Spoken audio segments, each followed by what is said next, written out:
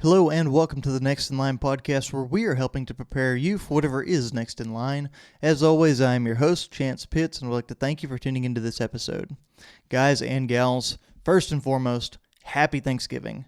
It's Thanksgiving week, and we're not going to drop another podcast between here and there, so I wanted to go ahead and get that out there. I wanted to wish everybody a relaxing and full of family, holiday week. I hope that everyone's getting a little bit of time off, getting a little bit of time to recalibrate, chill out, and just take the time to be grateful for everything that we have in our lives, to be thankful for everything we have in our lives. I know that's something I really need to focus on and hone in on this holiday season a little bit more, and I can't think of a better time to do that than Thanksgiving. Now, last year around Thanksgiving, that was our main topic of conversation, but we're going to get into something a little bit different this year. But before we do that, I want to take care of some housekeeping.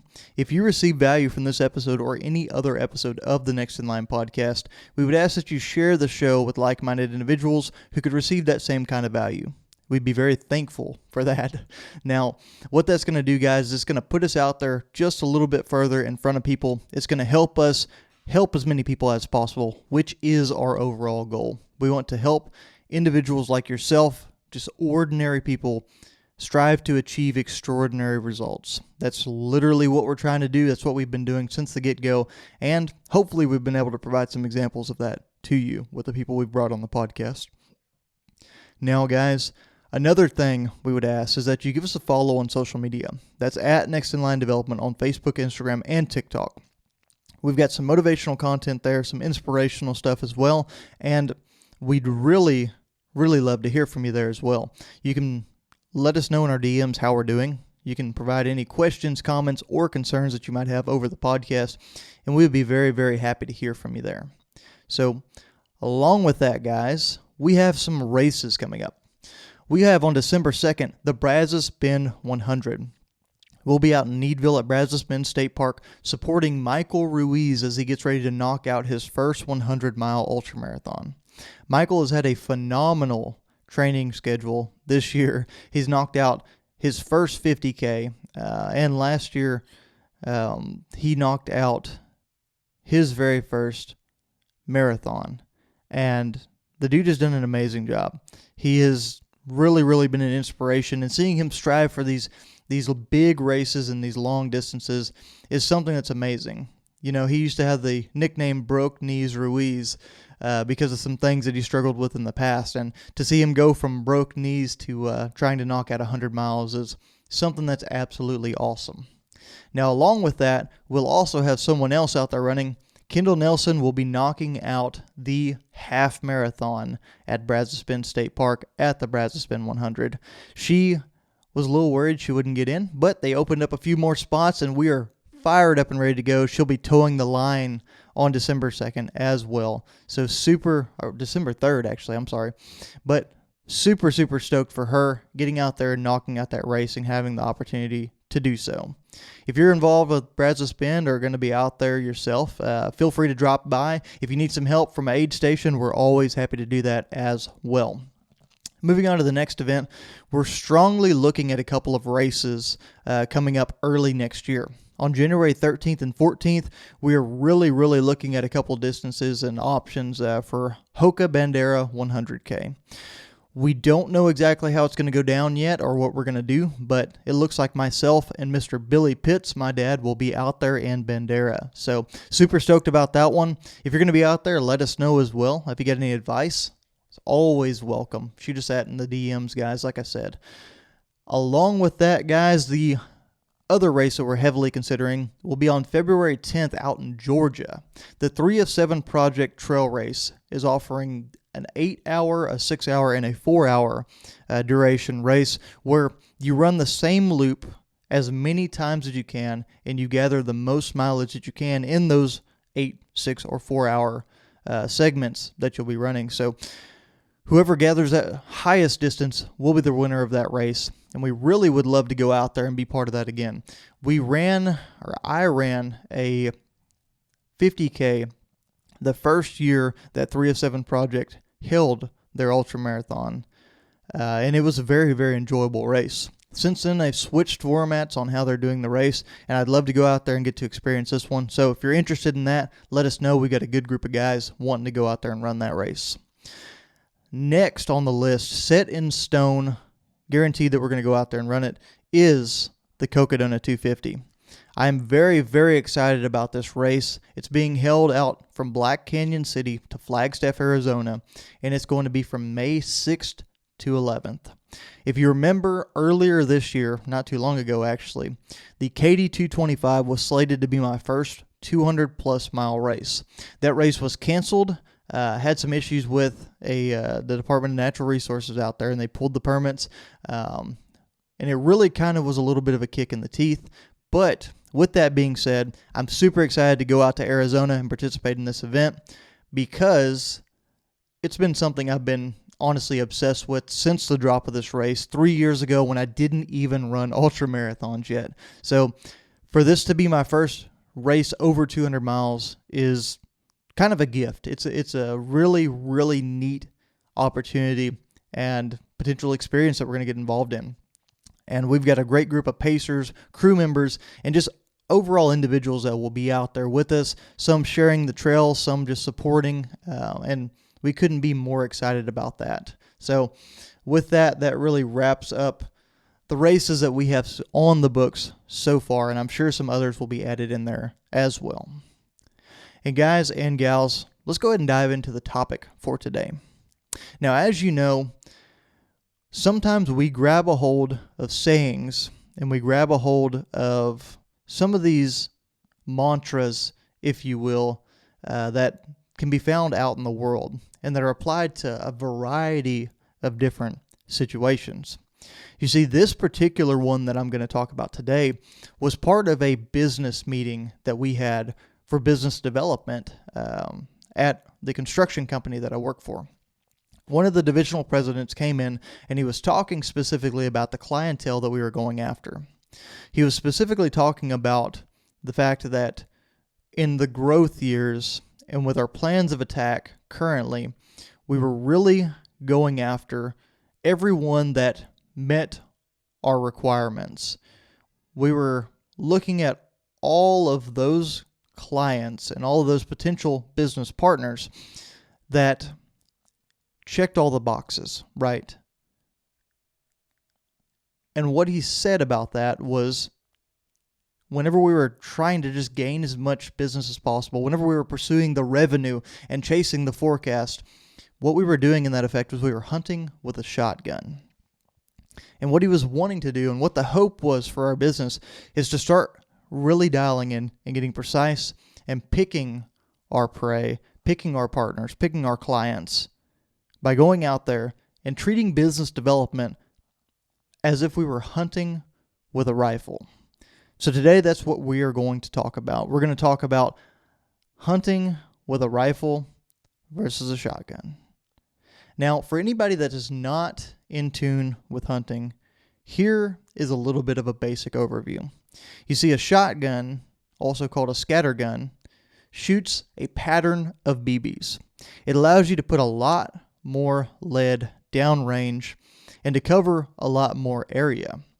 And because of that, typically, I know anybody that's an avid hunter, anybody that's a little bit more in this is going to give me some crap for this, but typically the quarry when hunting with a shotgun is some kind of bird. You see, there's a lot of dove hunting. There's a lot of quail hunting. There's a lot of duck hunting, especially here in Texas and in South Texas in particular, that is done. And the way you approach that and the way you look at that style of hunting is very different. You see, you shoot the pattern out because targets are fast moving, everything's happening very quick. You're just trying to get as many as you can to get towards the limit, which in the case of dove is about 15. So to hit that goal, to hit the quote-unquote metric, the forecast, if you will, you shoot out this wide pattern and you try to cover as much as possible in the form of air and flying space so that you have the best chance at hitting your goal. It's a kind of throw the whole kitchen sink in every opportunity at whatever your quarry is. And along with that, these shotguns, they usually, at least here in Texas, have a limit of 3 shells in the gun at one time. But those shells can be fired in quick succession, and oftentimes, whenever you shoot at one dove flying over, you can typically have a second shot at them at least, maybe even a third before they're out of distance. So the opportunities to really just kind of spray and pray on these different birds flying over is there. It is something you can definitely do, and for that reason, many of us go through 2 or 3 boxes of shells trying to hit our limit. Now, that's probably exposing a little bit more about my my inability to hit some of these flying targets and my struggles as a dove hunter. But besides that, it really is a grab all you can grab. It's a get there as quick as you can. It's a hit your limits by any means possible form of hunting.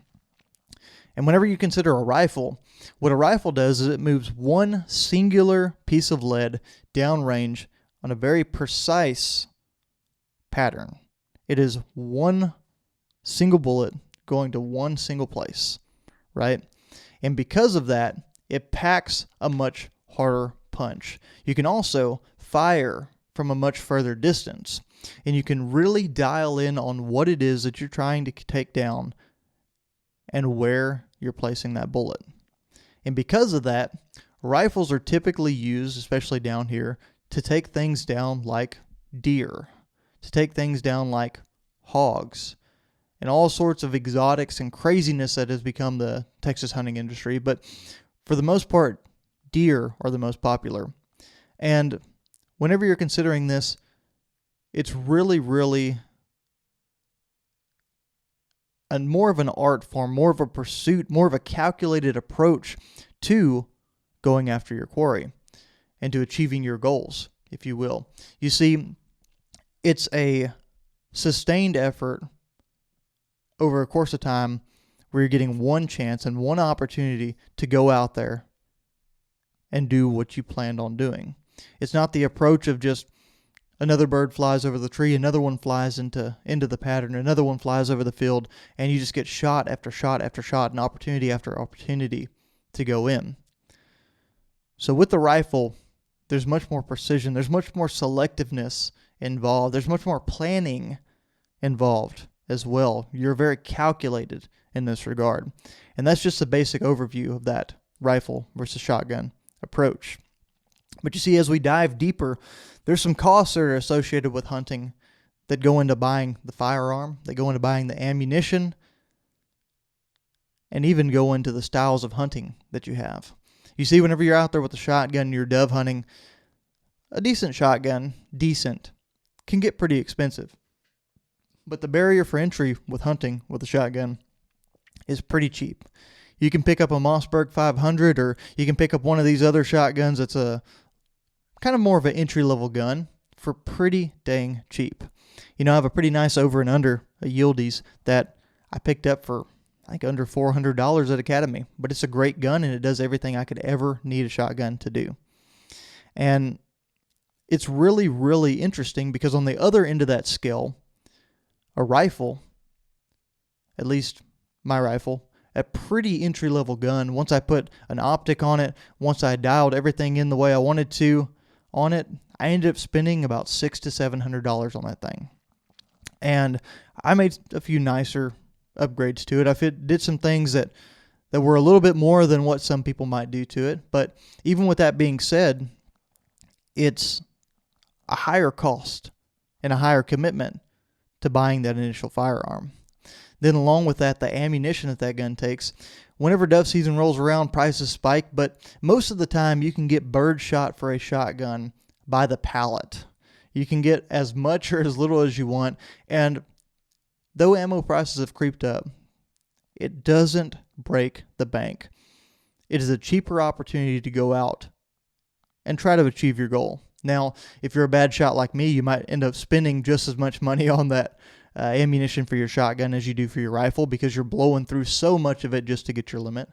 But on the flip side of the shotgun, the rifle is more expensive ammo. And there's different kinds and different styles that you can use depending on what you think. There's different grain for power that behind the bullet, pushing it forward. But overall, it's a more expensive thing. It's a higher barrier to entry. It's more of a commitment, if you will, in that regard. And then on the other side, like I talked about, with dove hunting, there's a whole lot of opportunity to shoot, but the time investment, if you will, is very, very different. You see, this dove season, me and my friend Lane Diven, who's been on the podcast several times, did some dove hunting. And what that entailed was he called me one evening when he got off from work and said, "Hey, the property we live on has an opportunity for some hunting back there. We're seeing a lot of birds flying. We got plenty of acreage back here. Why don't you come over and do some hunting?"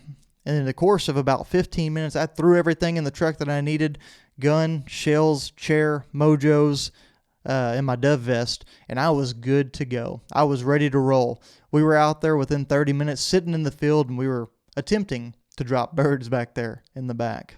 And though that's fun, though that's easy, though it's instant gratification, it's a different style, right? It's a less of a time and energy investment into that style of hunting. Whereas, unless you're just lucky and set up for it, unless you've done a lot of work on the front end, which luck really doesn't have a whole lot to do with it, it's really prioritizing that style of hunting. Unless you live on acreage that has stands already up with feeders that are already timed and your rifle's dialed in and everything is really to a T how it needs to be, you can't do that with deer hunting or larger game hunting. Really, it's a commitment. It's dialing in on where they're going to be. It's scouting. It's setting up those feeders. It's setting up the cameras so that you know exactly what's coming in, what's going out, what you should shoot, what you shouldn't shoot.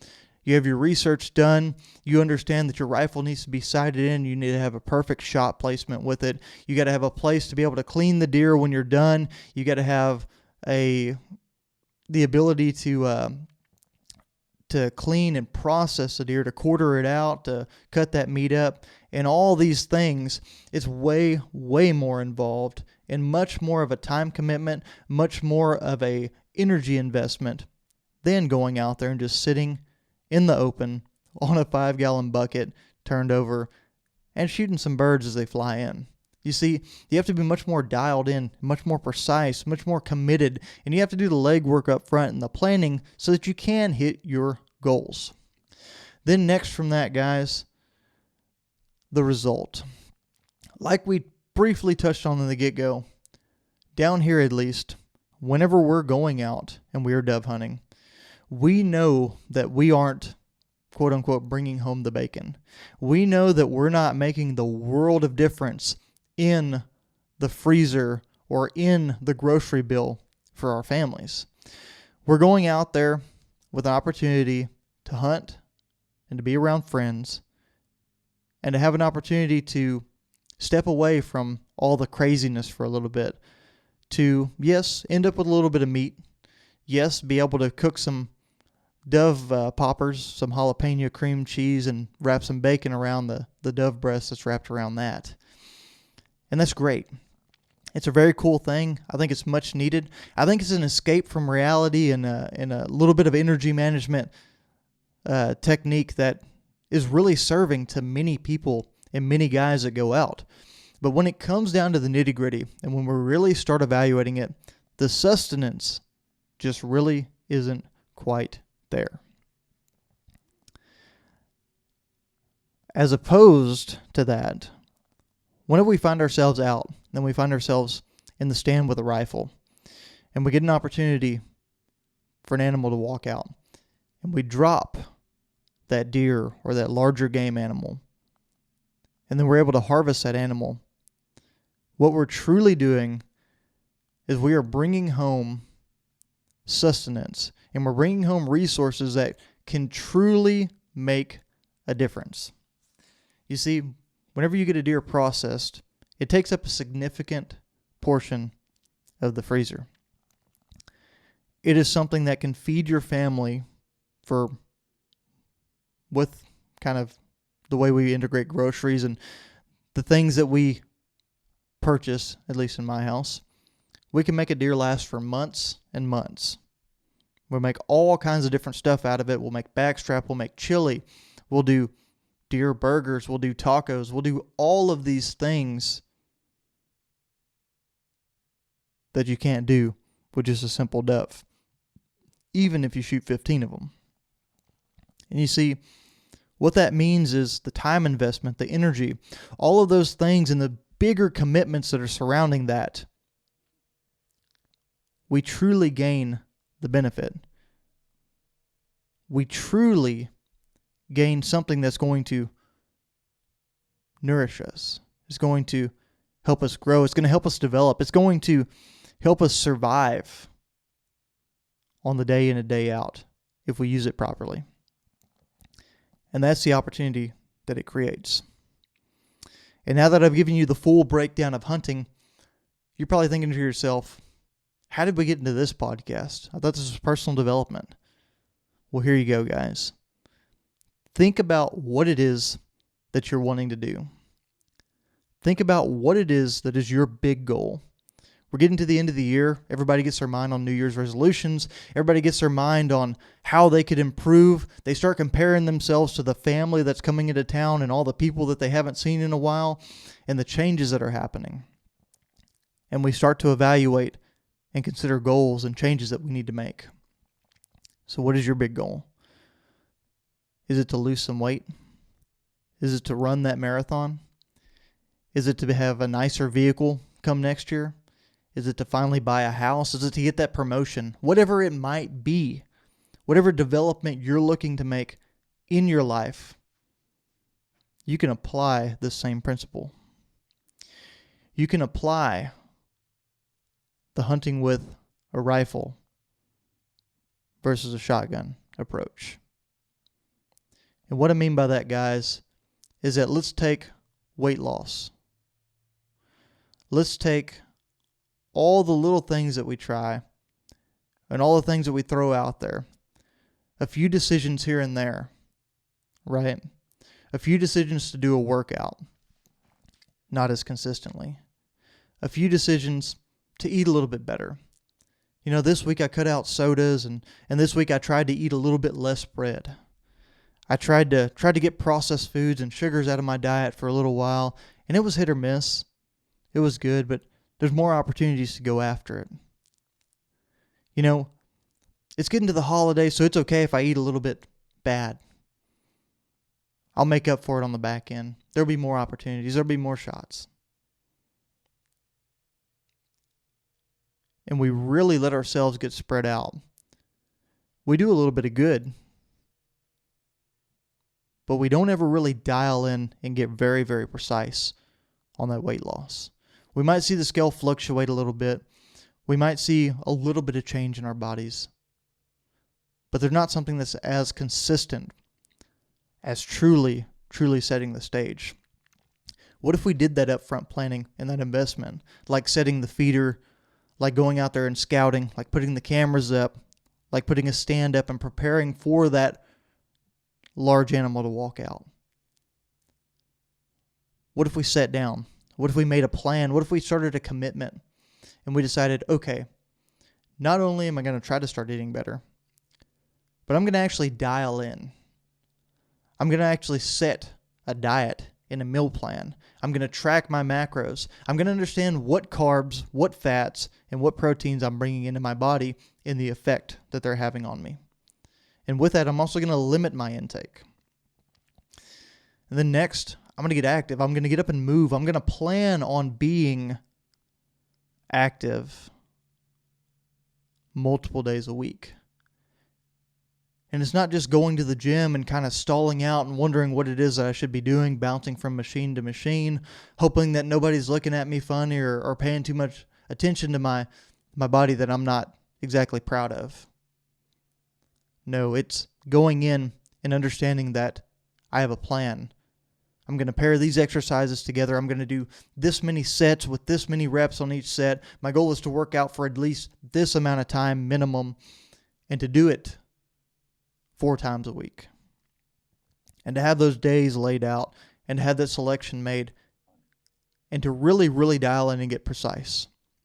Because that's when you see the big opportunities. That's when you receive the sustenance and the ability to truly, truly do something that provides a change. And there's so many other examples we can tie this into.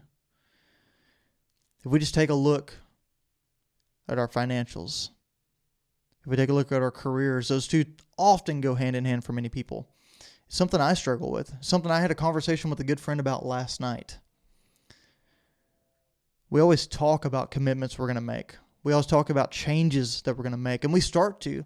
We sit down and we plan things out. Sometimes we even buy the materials, or we buy the tools, or we buy the means for starting to accomplish something like starting our own business or side hustle.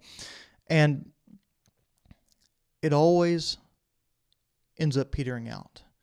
It always ends up being something that's less important or something that we don't have as much time for because we have to focus on the big animals.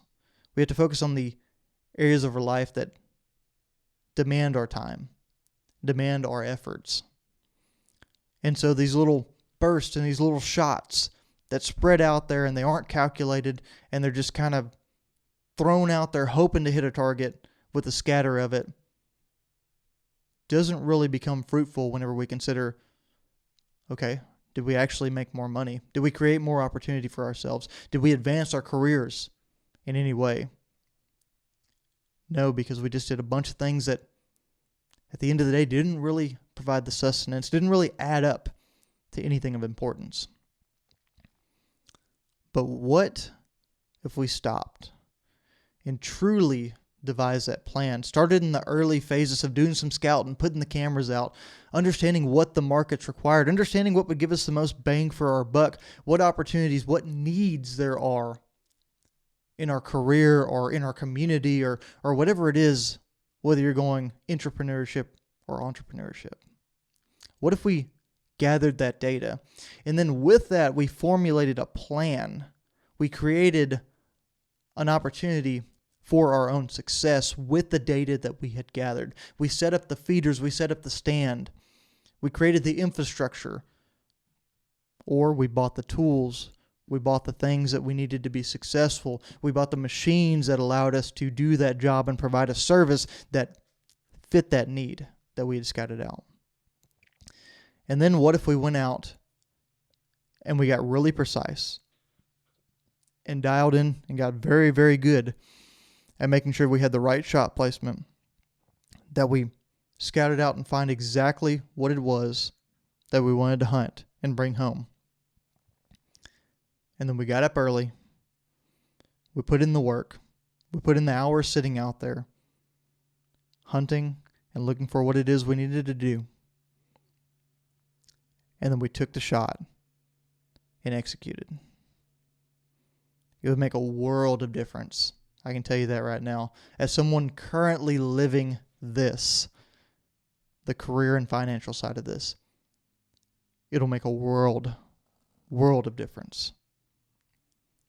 And on that note, you'd be surprised how many people are out there with a shotgun, just like many of us, just firing off in the distance, hoping that you hit something, hoping that you bring something down so that you can say, yeah, I'm doing it. Yeah, I'm out here hunting. But it's not the same thing. So guys, that's my challenge to you today, especially as we're getting into hunting season. Keep this on your mind. Hunting with a rifle instead of a shotgun. It could be very important. It could be the difference in you achieving the things that you want to achieve and spending another year, another 6 months, another 3 months, another month, another 10 years even, being something that you don't want to be. Being less than you're capable of being. And guys, that's where I'll leave y'all. Thanks for tuning into this episode of the podcast. If you receive value, guys, please share this thing. Like I said, I'll be very, very thankful this Thanksgiving if you share this podcast. And guys, give us a follow on social media at Next in Line Development on Facebook, Instagram, and TikTok. Do big things. Put yourself out there. Hunt with that rifle. And always be prepared for whatever is next in line.